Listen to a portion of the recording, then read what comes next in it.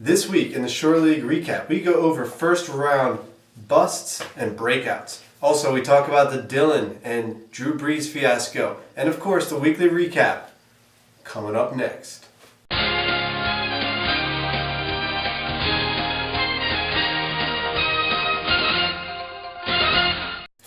First on the agenda, we are going to get a live radio interview from Dylan about the whole Drew Brees fiasco.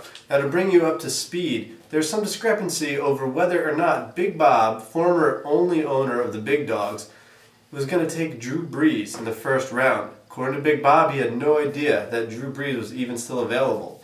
Was it true that Dylan kind of fudged this, didn't tell him about it? We listen to Dylan right now. Well, I thought that Big Bob was informed that Drew Brees was there, and we talked about it. We decided, it's like what President Obama said. It's time for a change. Well, the Big Dawgs organization, we decided to go running back, and skip over Drew Brees. Running backs are more valuable in this league. I think they are, and we picked up a quarterback who's getting better and better every year. The third round, I picked up Aaron Rodgers. We'll cover this story more in future installments. Next up, we're going to talk about the first round picks. How did your picks fare? Let's find out. We start out with Team Rad taking Adrian Peterson, who's averaged 21.4 points. Very robust, the top player in fantasy. Next up, Ninjas and Pastels, although they have an 0-3 record. 21.2 averaging from Chris Johnson. Now, Chris Johnson did have that 1 week, week 2, where he scored over 40 points. The other 2 weeks, mediocre. Next up, Iron Chef with Maurice Jones-Drew, 19.8. Very good production by Maurice Jones-Drew each of the 3 weeks thus far.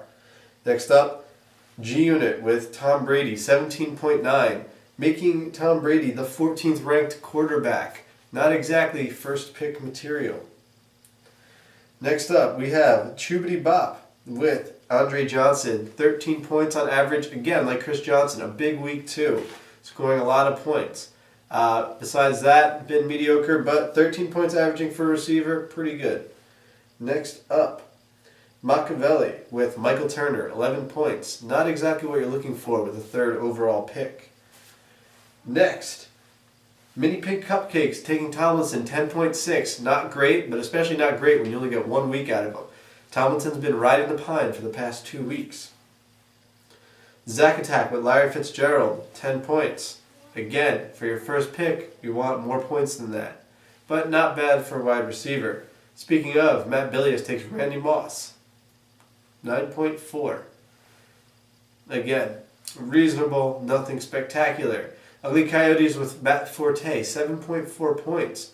Not good at all. And Big Dawgs with Steve Slayton, 7.1.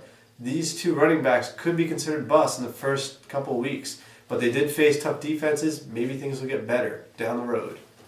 Now, on to the weekly recap. We start this weekly recap off with the shit fest of the week. And this week's shit sandwich eaters are Ugly Coyotes and Ninjas and Pastels, with their whopping score of 51.8 to 66.8, with Ugly Coyotes winning. Needless to say, you combine these scores and there are other people who've scored more than that. An interesting note is Ninjas and Pastels were in the first week shitbag game of the week, and they are 0-3 to show for it. And somehow, despite having a not so spectacular points scored, Ugly Coyotes are 3-0, leading their division. This week, Ninjas and Pastels only had 1 player make double-digit points, and just barely, Chris Johnson with 10.5. For the Ugly Coyotes, there was nothing spectacular. Roethlisberger did his thing with 23 points. But Steve Smith and Santonio Holmes combined for a measly 6 points. These receivers are going to have to produce better if they plan on beating Big Dawgs, who are also undefeated, next week.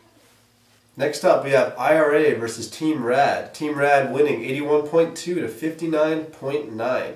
Rad is on fire, averaging 110 points per game. They went from worst to first. That's right. Adrian Peterson is not backing down. Although he did come back down to earth a little bit with 10 points, he still leads the league in fantasy points.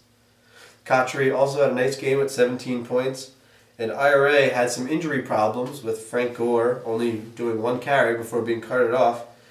And Underrated performances from D'Angelo Williams, 7 points, Roddy White, 2 points, and Zach Miller, less than 2 points.